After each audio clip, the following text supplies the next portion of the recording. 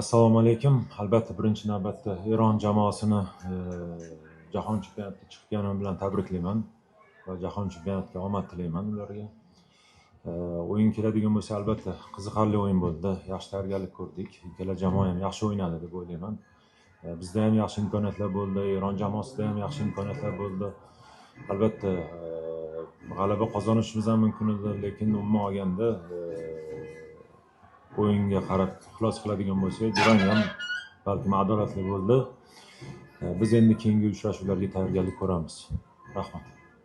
Va yana qo'shimcha, albatta yigitlarimga ham rahmat aytmoqchiman.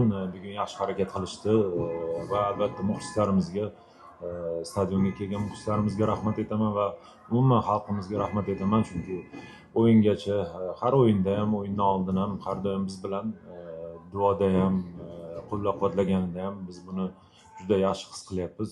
Inshaalloh keyingi o'yinlarda g'alaba qozonib, biz ham jahon chempionatiga chiqish nasib bo'ladi. Endi albatta hozir undan oldin ham aytdim, har bir muxlislarimizga har biriga rahmat aytaman, chunki ular rostdan bizga kuch beryapti. Har o'yinda bizni yaxshi qo'llab-quvvatlayapti. Ularga minnatdorchilik bildiraman. Inshaalloh albatta jahon chempionatiga chiqib, albatta jahon chempionatida nasib bo'lsa ishlash niyatidamiz. Albatta rahmat savol uchun albatta esimda bor. Endi terma jamoaga vaqtinchalik murabbiy bo'lib, Eronga qarshi o'rtoqlik uchrashuviga kelganmiz. O'shanda Eron jahon chempionati tayyorgarlik ko'rayotgan payti bo'lgan. Murabbiy ham Kerush edi, esimizda bor. Albatta biz deyarli yoshlar bilan kelganmiz, lekin yaxshi o'yin bo'ldi. 1-0 yutqazdik. Umuman olganda biz uchun ham foydali bo'ldi, o'shanda Eron uchun ham foydali bo'ldi. Albatta solishtirmagan bo'lardim, chunki u terma jamoa ham o'ziga yarasha kuchli edi, hozirgi terma jamoa ham o'ziga yarasha kuchli, chunki u paytda ham yaxshi futbolchilar bor edi. Hozir ham kimdir haligacha o'ynayapti, kimdir yangilar qo'shilgan. Hozirgi kunda Eron terma jamoadagi eng kuchli futbolchilar yig'ilib jamlangan deb o'ylayman. O'shanda ham shunaqa bo'lgan. Biz ham xuddi shunaqa, biz ham o'sib bormoqdamiz va albatta futbol rivojlanyapti. Bizda ham davlat tarafdan prezidentimiz o'zi ancha futbol rivojlanishi uchun hissalarini qo'shyapti. Rahbariyat bo'lsin, o'sha yoshlar futbolini rivojlantirish uchun katta narsalar qilinyapti.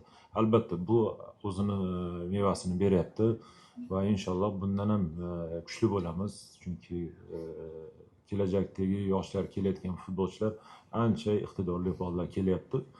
Kelajakda yana ham kuchli terma jamoa bo'ladi deb bilaman. Endi albatta Eron terma jamoasini o'rganib chiqdik. Undan oldingi o'yinlarimiz ham bor edi. Kamchiliklarni ham, kuchli taraflarini ham o'rganib qarab futbolchilarga kerakli ko'rsatmalar berdik, tayyorgarlik ko'rdik. Albatta ko'rganingizdek, bugun g'alaba uchun o'ynadik va yaqin edik qattiqdir. Nasib narsa, o'shaning uchun albatta bu o'yinda yetakchi 3 ta futbolchimiz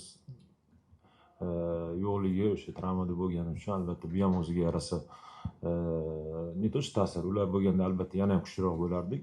Lekin umuman bu terma jamoa o'ylaymanki, ularni o'rniga o'ynagan futbolchilar ham yaxshi harakat qilib, ularni yo'qligini bildirmasdan kerakli natija uchun harakat qilishdi.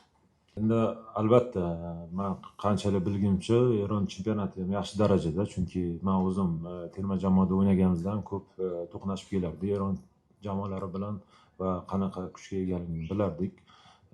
Va o'ylaymanki chempionat ham shunaqa, chunki ko'p futbolchilar baribir o'ynashyapti va ulardan so'raganimda ular yaxshi taassurotda har bir futbolchi. Shuning uchun o'ylaymanki bu daraja ham yaxshi daraja. Eron chempionati va futbolchilar yaxshi formada sborniga kelishyapti. Bu ham o'sha amil. Okay, thank you so much, coach. Thank you. Congratulations.